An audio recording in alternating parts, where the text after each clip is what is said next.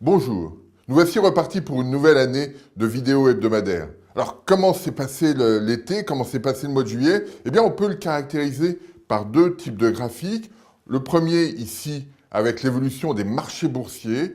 Vous avez ici des marchés boursiers américains, européens, français, japonais, et on voit bien, depuis la mi-juillet, une inflexion très marquée de ces évolutions. Premier élément. Deuxième élément ici, avec l'évolution des marchés obligataires, des marchés à 10 ans, avec le taux d'intérêt américain, le taux d'intérêt allemand, et on voit que ces taux d'intérêt ont reflué de façon significative. En d'autres termes, sur les marchés financiers, les investisseurs se sont focalisés sur le risque, et donc ils ont quitté les actifs risqués, les actions, pour se repositionner sur les actifs perçus comme valeur refuge. C'est le cas des taux d'intérêt américains, c'est le cas des taux d'intérêt allemands. C'est aussi le cas de l'or, où vous avez ici l'évolution de l'once d'or qui a progressé de façon très significative au cours du mois de juillet. Donc voilà, on est dans cet arbitrage global qui a eu lieu entre actifs risqués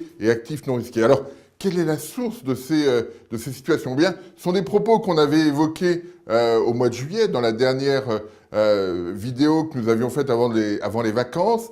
Trois éléments importants. Premier élément sur l'activité économique. On s'était interrogé sur l'évolution de la conjoncture économique à la fin du deuxième trimestre. Eh bien, les données dont on a pu disposer au cours du mois de juillet n'ont pas inversé la perception que l'on avait d'une situation très morose sur l'activité. Alors, on peut le visualiser à travers un graphique qui est celui-ci, qui reprend l'évolution de la perception par les chefs d'entreprise de leur activité dans le secteur manufacturier. Et on voit que tous les indicateurs aux États-Unis, l'indicateur mondial, l'indicateur zone euro, l'indicateur BRIC, l'indicateur du Japon, tous ces indicateurs sont très proches de 50. 50, c'est le seuil qui sépare la période plutôt favorable. Quand on est au-dessus de 50, l'activité s'améliore, et en dessous de 50, l'activité se dégrade. Et on voit bien que tous les indicateurs convergent vers ce niveau de 50, et même l'Angleterre qu'on voit sur le graphique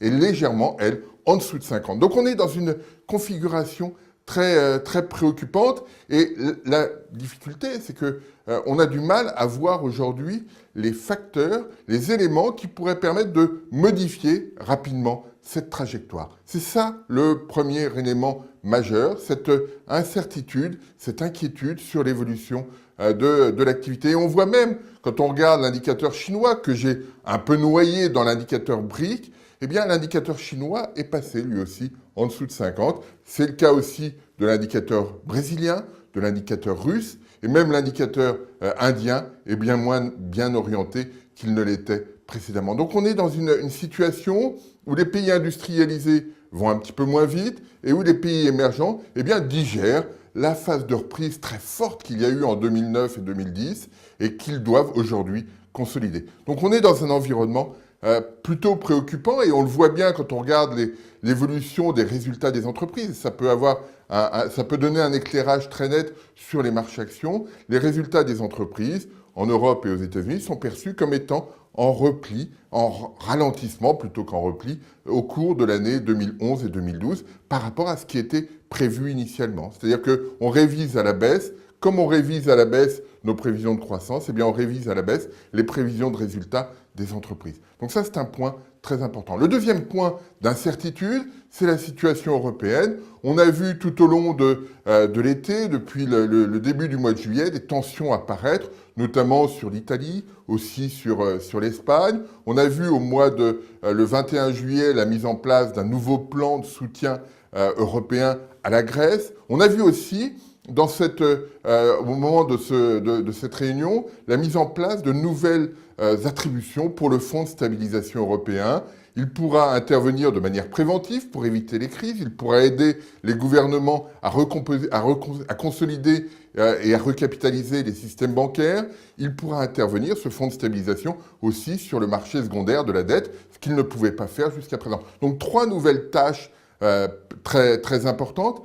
Le problème, pas de moyens supplémentaires. Les montants qui seront alloués à ce fonds de stabilisation ne seront pas augmentés alors que ses missions augmentent. Et puis, l'autonomie de ce fonds par rapport au pays, par rapport à la BCE, sera aussi assez réduite. Et ça, c'est un des points qui a été perçu comme problématique dans la gestion de la situation européenne, parce qu'il était imaginé que ce fonds de stabilisation aurait des vertus de structure de défaisance, c'est-à-dire une structure qui prenne à sa charge une partie de la dette européenne, mais ce ne sera probablement pas le cas. C'est pour ça que cette réunion du 21 juillet, qui était très attendue, n'a pas eu toutes les conséquences favorables qui étaient attendues. On a vu que les dettes espagnoles et italiennes, les taux sur les dettes espagnoles et italiennes, ont très fortement progressé, comme on le voit ici sur ce graphique. Sur la fin de période, il y a eu un mouvement très fort. Alors, le mouvement s'est inversé très, très rapidement au tout début du mois d'août sur l'intervention de la Banque Centrale Européenne.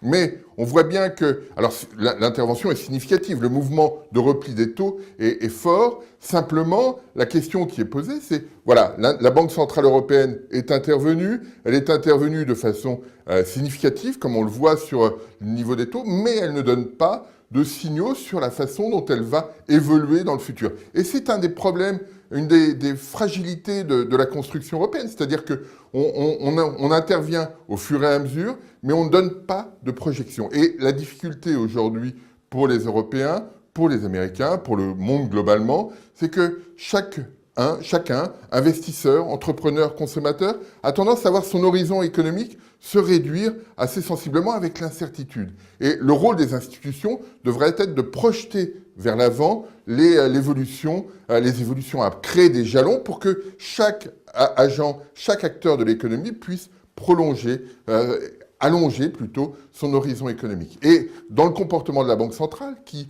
intervient ponctuellement dans l'achat de dette, elle l'a fait sur l'Italie, elle l'a fait sur l'Espagne et sur d'autres pays avant, eh bien, elle intervient ponctuellement, mais ne donne pas de signaux. Et ça, c'est un point qui permet de réduire les tensions. C'est une stratégie qui permet de réduire les tensions à un moment donné, mais pas de donner des solutions à long terme. C'est une des problématiques qui est posée en Europe et sur laquelle on reviendra très rapidement.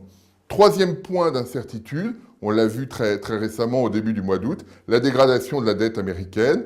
Le Standard & Poor's a dégradé la dette américaine de AAA à 2A+, sur des problématiques budgétaires et politiques.